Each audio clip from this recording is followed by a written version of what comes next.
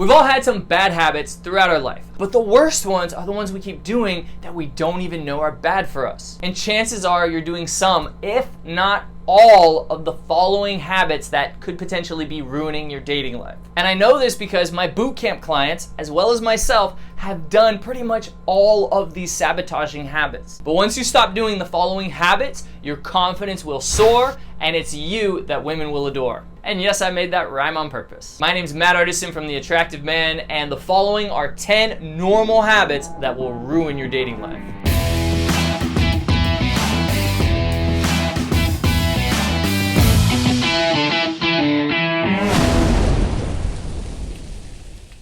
All right, let the countdown begin. Number 10 is checking your phone all the time after you send her a text message because you're waiting for her reply. Now, this might seem innocent enough, and most of us are guilty of this because we probably like her a lot and we're just excited to see her reply. But it actually starts putting her on a pedestal. Think about it. You think she's doing that, waiting around for you to text her? Not only that, but it makes you needy. It reinforces needy behavior.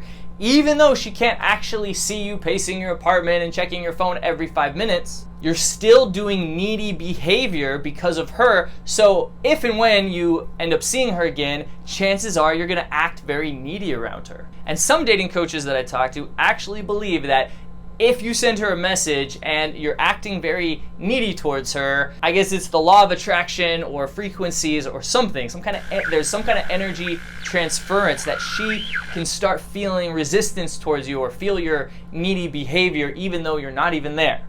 I have no idea if that's true or not, but I don't know about you, I don't want to take my chances. So keep your phone on silent and only check your phone at certain periods throughout the day. Plus, this way you won't get distracted by every notification, and when she does text you back, you're not gonna text her back right away, which is gonna cause her to think about you and maybe pace her apartment, wondering why you haven't texted back. So just remember this: every time you send a woman a text message, send it and then forget it. Even if she texts you back right away and you wait 2 or 3 hours, so what? Let her be the one that's thinking about you, wondering why you're not texting her back, not the other way around. By the way, man, if you want me to personally help you in your dating life, then follow me on Instagram and send me the DM mentor in all caps, and we'll chat and I'll help you out. Number 9 is being emotionally reactive to any objection that she gives you. Chances are she's gonna say something that you don't like, or she's gonna, resist a move or a suggestion that you make.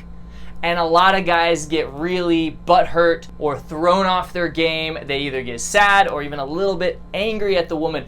Don't do that, man. I like to think of it like the action hero, who remains calm even though there's so much chaos around him. Because she wants a man like that, a man that can stay calm, relaxed, present, and grounded during intense situations, because it makes her feel safe. It makes her feel like you can protect her. Like if shit hits the fan, you're not gonna panic and just leave her there. Or if she says something to you that you don't like, she needs to make sure that you're not gonna hurt her. So if you overreact to a little thing, like her telling you she has a boyfriend, or that she doesn't want to go over there with you, or that she doesn't want to give you her number yet, then she knows that she can easily affect your emotions, you're not in control of yourself, and that's just not attractive. For example, if she tells you she has a boyfriend, and all of a sudden you get all weird and awkward, and you're like, oh, well, I wasn't hitting on you, and you get all affected, that's not attractive. Or if you get kind of mad and you're like, oh, really? You really have a boyfriend? What's his name? I've seen guys do this, and it's really bad. And it's not about the words you say. You can say that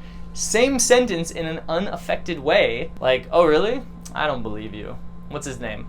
The point isn't the exact comeback that you use. It's that you say it in a way that isn't butthurt, that you don't care. You're unaffected by anything she could say or do. And that is attractive. Number 8 is being rude to waiters and bar staff. I've had a few women actually tell me that they really liked a guy, but when they saw how he treated waiters, they lost all interest. Excuse me, miss. Yes. Take the trash off my table, go into the kitchen and bring me my food, please. Okay. Thank you. So don't snicker at the staff. Even if they bring you the wrong plate or your food is cold as ice, nothing should be a big deal. If they overcooked your food, who cares? Don't let it ruin your date's perception of you. That doesn't mean you can't send the food back, but just do it in a friendly way. Because believe me, your date is subconsciously screening every single move you make and deciding if you're the type of guy that she could see herself with in the future or not. By the way, man, make sure to subscribe to this channel for more dating tips and hit that bell notification icon so you don't miss a thing. Number 7, and I know a lot of you guys are gonna hate me for saying this, but watching porn, because it puts gorgeous women on a pedestal, because you're looking at them with your eyes bulging and other things bulging, and it just gives you unrealistic standards towards women. Because let's face it, a lot of women don't look like that, and they don't do those kind of things in the bedroom. So when your standards become ridiculously high for women and sex, like you're only watching reverse gangbangs all the time, and then you have just one woman in front of you, your penis is not gonna be used to that. And you might not get aroused. It makes it really hard to get hard, pun intended, because you're so used to being turned on in front of your computer or using your smartphone that your brain isn't used to being turned on by the real thing, so you might not be able to get it up when you actually have a real woman in front of you. F that. And number 6 ties in with it, is masturbating too much. Now, most doctors agree that masturbating moderately is fine and perhaps even healthy for you. But if you're doing it a few times per day, especially to internet porn, then it can be very damaging and harmful to your health. And not only that, but it decreases your desire to want to talk to real women and approach women, go on dates with women, and of course, have sex with them, because your mojo is completely depleted. Oh my God, he doesn't flog the dolphin before a big date. No. Are you crazy?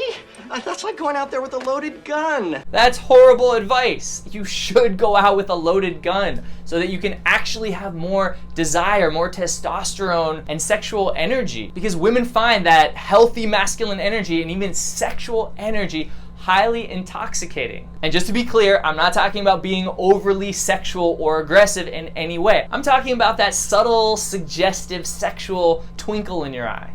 Women get really turned on by that. And you always remember it because it was there and you let it go and you think to yourself, what if I had stopped?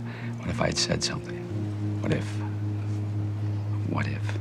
Yeah, just like that. Number 5 is comparing yourself to others on social media, which is so common nowadays, but it can really deplete your confidence because we can't all be Dan Bilzerian. And when you compare yourself to people like that, it can actually make you feel depressed and lower your confidence because you see that and you want it, but then you look at your own life and you see yourself so far away from that type of lifestyle and having not nearly as many beautiful women in your life. Instead, just avoid following people like that, and instead follow people that you can learn from.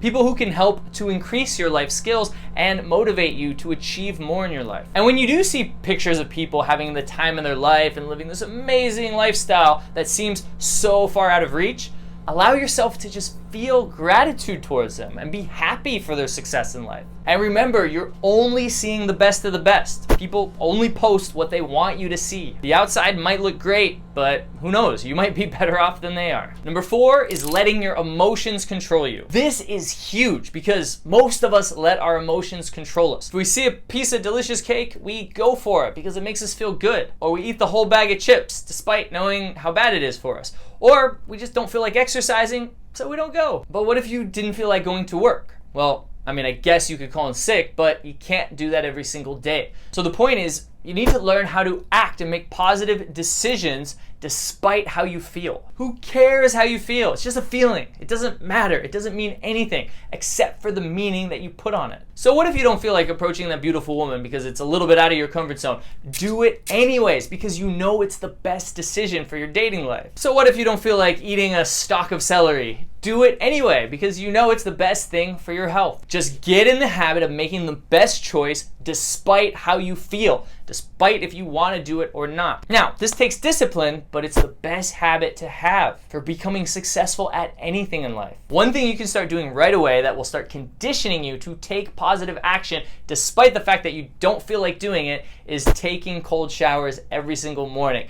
As cold as humanly possible because you're not going to want to do it, trust me. But when you do it anyways, you're conditioning yourself to go despite how you feel. Number 3 is using small body language because, of course, it makes you look small, weak, and timid. Whereas wide body language makes you appear more confident. Think of the alpha ape of the group, waving his arms and pounding his chest to appear as big and loud as possible. In fact, next time you see a beautiful woman, I want you to approach her just like that. Okay, I'm kidding. Don't do that. But a good rule of thumb to help you prevent being too small and too closed off is to never let your joints touch each other. That means don't cross your arms like this, or stand, like this or like this. When you're standing or sitting, that means your knees and ankles should not touch. The farther apart they are, the better. Okay, maybe not too far. You need to be comfortable as well. Number 2 is being in your head and over-analyzing everything. There's a saying by Tony Robbins, when you're in your head, you're dead. Because her subconscious can actually tell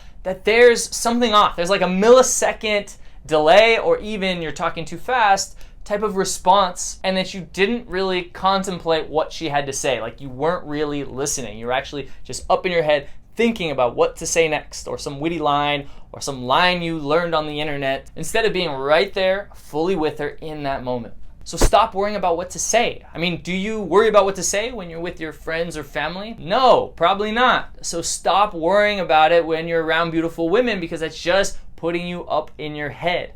And if your mind goes blank, so what? Say that. Say, hey, my mind went blank. I was gonna say something, but I forgot what it was. Does that ever happen to you? And then that can become the topic of conversation, which is actually kind of interesting. But it is helpful to have a guideline so you do know how to steer the conversation in certain situations, instead of trying to memorize tons of lines for every different situation. When you're memorizing lines and routines, it just puts you in your head. But a simple guideline can work really well. And of course, that's what we teach guys in our live programs, and we bring in models so they can practice over and over until it becomes natural and second nature, and they're able to spark attraction within seconds. And of course, you can learn and practice how to get out of your head through daily meditation. Most successful people, believe it or not, have some sort of meditation routine. Meditation will also help you become more present, more grounded, and more relaxed, so that little things she says or does don't faze you, so that you won't react negatively to anything that she throws at you. It's like nothing's a big deal. It just rolls off your back. And like I said earlier, when she can't affect your emotions, that's very attractive. And finally, number 1, drum roll please, is not approaching women that you find attractive. And a lot of times we just don't approach because we're so in our head, like I just mentioned, analyzing what to say or what to do, or what if she has a boyfriend and he shows up, then what? Or what if those people around her hear what I have to say and it's awkward? And we live in the land of what ifs. Well, what if she's totally into you and she becomes your girlfriend? What if she's free right now and you go on an instant date with her? What if she's the woman of your dreams? At least go and find out. Just go talk to her, man, because women love to be approached by a confident man. It makes them feel so special. They absolutely appreciate it 99% of the time. If you do it the right way, which my team and I are happy to help you do through live coaching. Because it's not so much about the words you say, it's about the vibe and the energy that you convey. Now, you might be wondering, what are the positive habits that I need to get the results with women that I really, really want? Well, I put together a list of 18 positive habits in my free confidence cheat sheet that will increase your confidence and make you feel, appear, and just be flat out more attractive. Download the cheat sheet right now by clicking the link down in the description. There also will be a link somewhere in this video in just a second. Click that link, download the cheat sheet, and start doing those positive habits that I didn't mention in this video, because if and when you do them, they can absolutely change your life. And if you're interested in live coaching with us, then make sure to check out our bootcamp schedule that's down in the description. Again, if you want me to personally help you, follow me on Instagram, send me a DM, let's chat. Also, subscribe to this channel for more dating tips, hit that bell notification icon, and like this video. Thanks, guys. My name is Matt Artisan from The Attractive Man. I'll see you on the next video, and maybe at a bootcamp soon.